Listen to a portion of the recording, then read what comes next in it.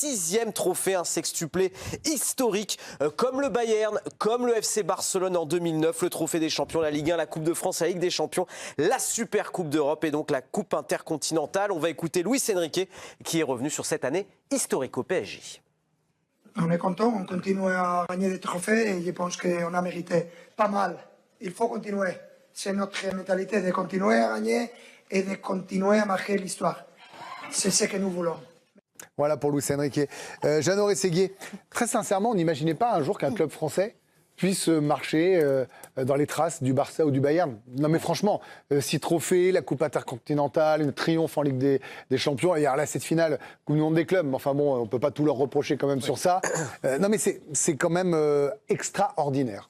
On l'espérait en tout cas. Bien sûr. On était tous à souhaiter le fait qu'un deuxième club français gagne une Ligue des Champions, et ils l'ont fait l'an dernier avec un remarquable parcours sur la deuxième partie de saison. Mais là, c'est vrai que même si le PSG aujourd'hui n'est pas le Paris Saint-Germain de la saison dernière, ou tout du moins de la dernière partie, ils ont fait un match, on va dire, correct face à une équipe qui a pas très été agressive à manœuvrer et qui leur a justement bien rentré dedans. Ouais. Mais bon, après, il y a eu cette séance de tir au but.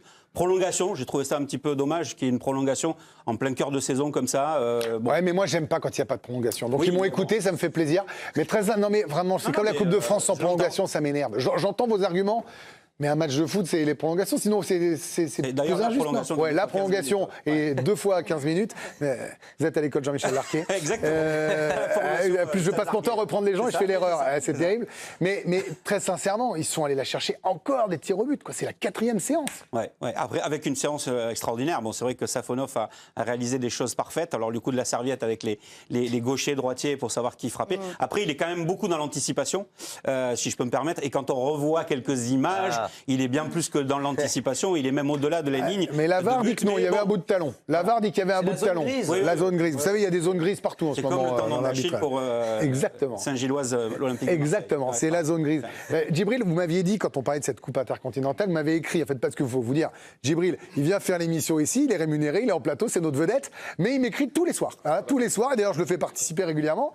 Et il m'a dit, t'as raison, c'est un beau trophée, et moi, j'avais encore les boules de l'avoir loupé, cette coupe intercontinentale. Oui, nous, parce qu'à l'époque, il fallait gagner la Ligue des Champions, la Super Coupe, qu'on avait gagnée à Monaco contre le CSK, et ça nous donnait l'opportunité de jouer cette Super Coupe qui était au Japon à l'époque, et c'était contre Sao Paulo. Ouais, bah oui, ça a duré pendant 15 ans au Japon, voilà, c'était très bien, donc c'est une fois dans ta vie, et donc j'ai joué la demi-finale et pas la finale. Donc c'est un trophée que tu sais que tu le vois passer une fois et encore dans ta carrière, et ça fait de pas le gagner. Non mais parce que ça compte, j'avais des joueurs que moi j'arrive pas à me rendre compte. Nous on est d'une génération, la Coupe intercontinentale, on a grandi avec. Quoi. On parlait de Sao Paulo, vous en parliez, on se souvient des images de rail, on se souvient du Grand Milan qui a gagné cette Coupe intercontinentale. Bon, c'était pas l'équipe de votre cœur, mais 6 trophées dans une saison, c'est quand même phénoménal quand même. Non, vous en avez gagné, vous avez connu des saisons à trophées, des saisons sans. Ouais. Dans une carrière de joueur, une saison comme ça, c'est quelque chose, non? J'ai jamais vécu à ça. Mais en tout cas, non, c'est chapeau, un coup de chapeau à cette équipe-là. Hier, c'est un match différent parce que tu joues contre une équipe qui n'est pas dans ton style de jeu. Voilà, le style sud-américain, on le connaît, ça met des coups, c'est technique. Donc il faut s'habituer à ça, mais tu n'as pas le temps non plus de perdre du temps. En plus, ils avaient fait 2 matchs avant. C'est une pyramide un peu particulière. Ils avaient 4 jours. J'arrive en finale parce que c'est la Ligue des Champions, c'est le continent européen. Quoi. Ouais, c'est ça. Et du coup, oui, tu n'as pas trop le temps de prendre la température de l'équipe. Il faut être prêt tout de suite. Et ça, tu vas la gagner encore une fois au pénalty, donc ça montre aussi que mentalement tu fais tout pour gagner et que tu prends au sérieux tous les titres. Et que le Paris Saint-Germain a de très grands joueurs, parce que réaliser un sextuplé, c'est pas donné à tout le monde. On a parlé du Barça, du Bayern, qui étaient justement quelques exemples de ces joueurs qui avaient réalisé un sextuplé. Le Barça de Guardiola, il y avait les Messi, Henry, Xavi, Iniesta. Quelques exemples du côté du Bayern, Neuer, Thomas Müller ou encore Robert Lewandowski. Bref, que des légendes. Et aujourd'hui, on peut parler peut-être de joueurs légendaires du côté du Paris Saint-Germain. qui a signé hier sa 49e victoire. On va le voir s'afficher. La 50e peut-être, la 50e s'il remporte, et ce serait un chiffre superbe, s'il remporte leur 32e de finale de Coupe de France. Candice, cette équipe-là, on l'avait vu, ils l'ont pris au sérieux ce match. Luis Enrique, il l'a répété depuis le début de la saison. Hein. Il dit qu'il faut continuer, rentrer dans l'histoire. Ça passait par ce trophée, ça passe par un bis repetita, pourquoi pas en Ligue des Champions. Il ne lâche rien. En fait, ça fait partie des trophées auxquels on ne pense pas forcément au début de saison. Voilà, on est surtout le championnat. Oui, c'est pas la priorité. Mais eux, ils y pensent. Ils savent qu'ils vont avoir ces trophées. Il y aura le trophée des champions à la rentrée. Pour eux, voilà, c'est une coupe à soulever. Donc forcément, il y aura toujours la même implication, toujours la même envie de revivre ces moments. Et ils mettent les ingrédients à chaque fois de la même manière, avec le même sérieux, avec la même envie. Alors, le jeu, oui, effectivement, c'est plus difficile. Mais c'était pas la finale de l'Inter. Non, mais la finale, on va se souvenir que de la séance de tir au but. Et puis de la victoire. Voilà, c'est ça qui va compter. Et ça gagne. Donc après, c'est pas grave. Ce qui serait grave, c'est d'être plus tard dans la saison aussi. On sait que c'est à partir de janvier-février que ça commence vraiment à compter. Et c'est là qu'il faudra avoir des progrès. Là, c'est pas encore bien grave. Et de toute façon, ils ont quand même le trophée. Donc, ils font l'essentiel. C'est bien d'avoir de l'appétit encore, hein, parce que des joueurs un peu blasés, un peu repus, on en voit parfois. Non, mais je trouve que c'est ce qui fait le caractère des champions. C'est des gens qui gagnent, qui ont encore envie de gagner. C'est comme ça qu'on voit les grands champions ou les grandes équipes. Non, mais on était toujours en admiration. Quand c'était le Real, quand c'était Barcelone, quand c'était le Bayern, on est toujours dit « Ah oui, mais c'est des machines à gagner ». Eh bien, voilà ce qu'a réussi Enrique au PSG. C'est d'en fabriquer... Alors, certes, il a la chance extraordinaire, il en a choisi certains, mais d'avoir des talents extraordinaires. Il y a des joueurs qui sont somptueux. Quand il y en a un qui est en panne, eh ben c'est Safonov qui fait la différence. Donc ça aussi, c'est important. Tout ça, c'est des choix de Luis Enrique, il faut se rappeler.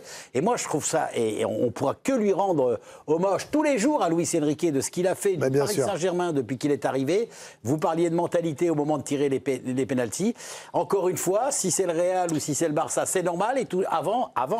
Et nous, c'était compliqué. C'est vrai. Et là, maintenant, enfin, en France, on a une équipe qui est capable de répondre à chaque fois, qui a toujours envie d'avoir des trophées et qui aura la même envie, j'en suis persuadé, à partir de la nouvelle année, c'est-à-dire dans une quinzaine de jours. Et on va encore se régaler avec le PSG, avec cette mentalité de Luis Enrique. Sinon, si je peux me permettre, ce sont des tirs au but. Hein, quand le match est terminé, ce ne sont pas des pénalités. Vous avez décidé... Jeannot, alors je vais vous dire, Jeannot, il a décidé d'être chiant ce soir. Alors non, pas chiant, pointilleux.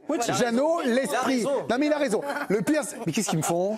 Qu'est-ce qu'ils me font, mes deux moupettes? C'est Noël. Comment vous faites Noël, vous? Non, mais ne regardez pas ça, les enfants, c'est horrible. Là-bas, qu'ils ont, là, les reines, là, ils ont des trucs comme ça. Là-bas, qu'ils ont. Allez, Alicia, la com du PSG. Ça va pas du tout, vous, hein? Ah bon?